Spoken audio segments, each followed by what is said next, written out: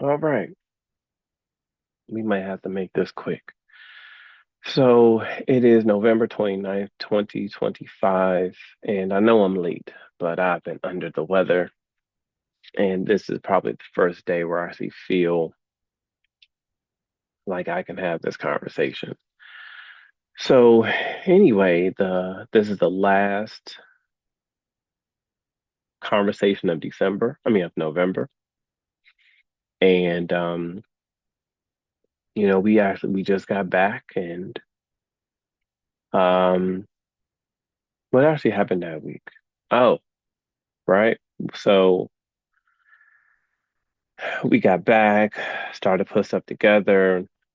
I allowed the week just to unfold as it did, and then got Z, and we ended up having the first family meeting, which was really cool because I got to control. It's not control. I got to operate the house. I got to put in place my ideas of how I want us to be able to flow as a family and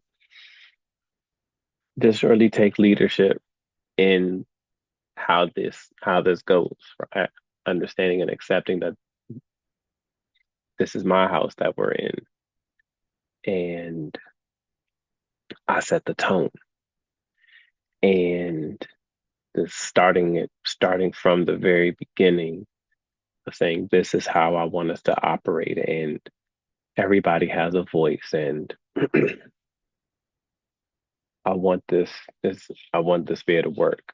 Uh, Not only well, but I want us to have all gained something from it. I recognize that we are all entering into a new phase of our lives simultaneously. And in order for us to maximize the moment that we're in, is to set a high standard and mm, do my part to help facilitate what we're able to maximize and do while we're in this process, while we're in this phase. So, wow, wow. So we did that. And it's actually kind of cool because the first meeting that we did, it incorporated mom, Z, and I, and then Tehran texted me, and then he was on audio. So I actually got to have my family meeting more or less.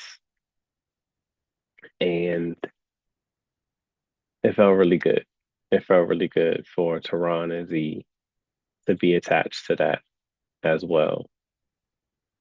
Like that was dope. And then as he does dad calls because he has something going on. So I had him on speaker while everybody else. And so that was actually kind of cool. Tehran and dad were on speaker. Z and mom were here directly. I think that was one of the biggest um, highlights of this last week. Also, also, I think this is the other part as I've been speaking what I want. And even if it's not, I haven't fully embodied that. It hasn't thoroughly come out yet. I'm recognizing that there are situations, circumstances that I'm able to pinpoint that are seemingly leading me into that direction. So, and all of it is growing. It's moving me past the psychological space that I'm in, or to remove or release the pain and the doubt and the feeling less than and all of the things that have been holding me back.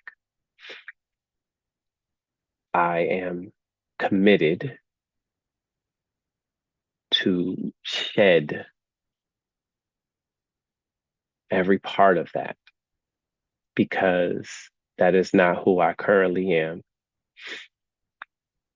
And that is not of the highest value for me.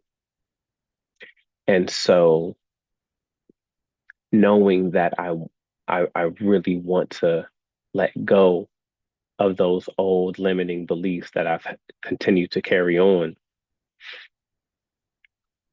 there's been information that has been um, provided to me, such as uh, having a conversation with a therapist and seeing it seems like that might work out. Also, my pathway with Ekankar, and I want to say just opening up my spiritual awareness. I have a pretty decent understanding on things on a foundational and fundamental level. I enjoy Christianity. I enjoy the stories within the Bible because it when a person can relate it to the here and now, and not necessarily use the the deepest words to create a meaning, that works extremely well. And because I hear it the most often and it is the most vocal, like I get it. there's all, but there's also the other part that is maybe more metaphysical, maybe a little more quantum physics, maybe a little bit more on an open spiritual pathway that I also want to have to embed in here too, so that I have both because I've always had both. Um, and so opening myself up to taking in more information pertaining to Ekankar and to the the open spiritual connected community while still getting the the stories from the Bible from to help me recognize on this level what I'm still here to do, right? Still being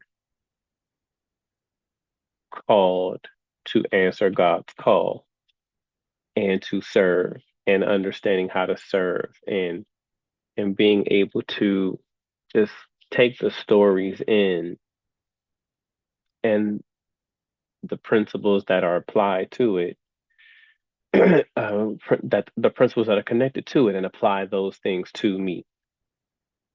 And then on my other vibrational spiritual pathway, that channel,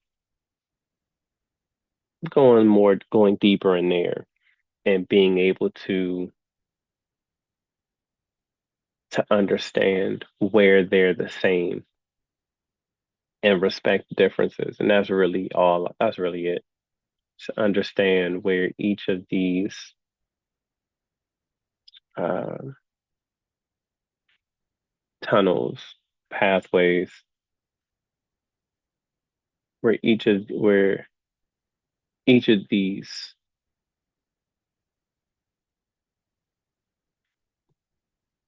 hmm,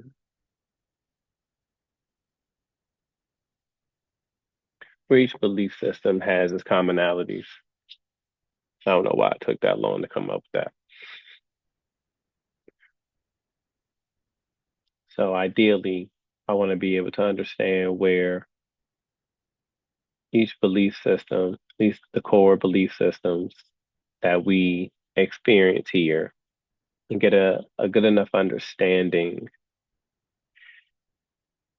to recognize where they mesh and understanding that we are all people in each belief system with each personal situation it's not doesn't always match up, but I want to make sure that I can understand enough to be able to respect what they all say and where they're different because I don't believe that there's any one path for any one person.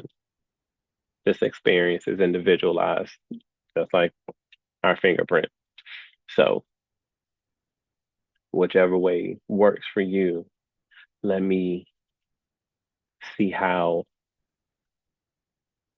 we can cooperate more than not, just by understanding how you see God or whatever you choose to call it, as long as it's not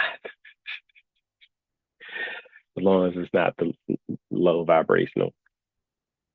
But that discussion will uncover what I believe is low vibrational or not at the same time. So anyway, didn't I don't even know if that tree of a branch from that story was necessary. But anyway, so in doing so, it also led me to a reconnection of a person who is a part of a similar belief system, and I believe that we are spiritually aligned enough to where I can allow a hypnosis session and start that process and to do things to do the things that I believe can assist in cracking this shell of the version of myself that still has a hold on me. And I want to, I guess, one side you say you don't just let it go, you acknowledge it, understand that it was necessary, and start to move on, which in a way has been a part of what I've been doing. It's just taking a lot more, um, taking a lot more of me to go further along than I realized it was. And I believe I've done extremely well on my own, just using what I've got. But a part of the survival mechanism has also been to stay siloed and not interact. So, and though isolation is necessary for what isolation is necessary because you got to be able to sit with yourself. And I think one of the greatest things about me being out here by myself is the fact that I've just been able to sit with myself and I don't have the distractions of duties.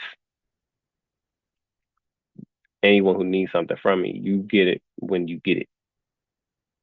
And I don't have nobody pulling on me all the time. All I got is me. And so by only having me, I just get to sit with me. Social media and devices can distract me from time to time.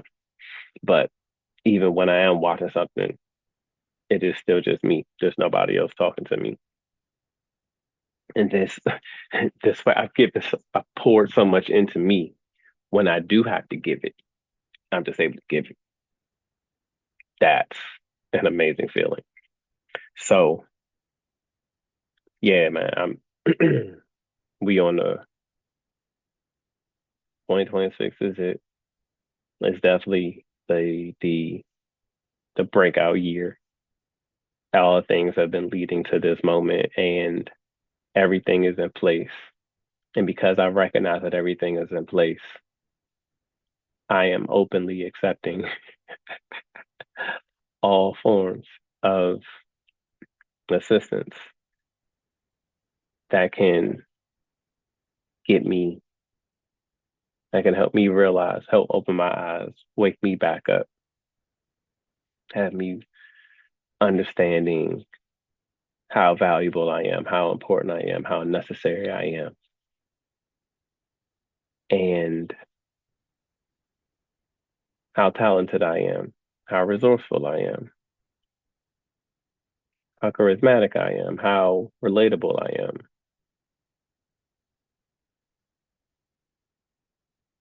how amazing I am. See, even saying that, there was a hesitation in that sound. There's a hesitation in saying it. It's just it's everything. I don't have a way to necessarily fake anything. Not when I'm talking to me, regardless who sees this. All this is a lot of this has just been for me to document me and look back and understand where I was.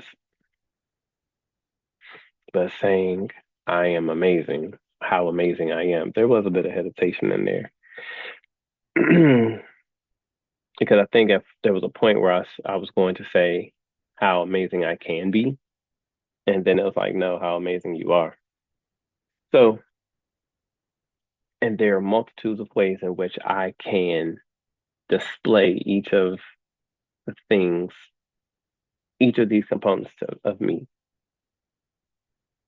And being a leader in a space can mean a lot of different things. Doesn't necessarily have to be the supervisor, but it can be the one that people follow.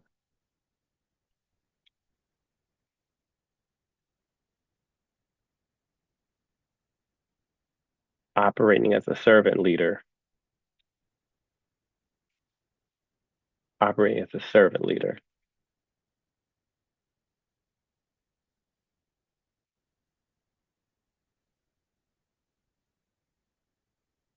how to serve the people in a manner that God wants me to serve the people.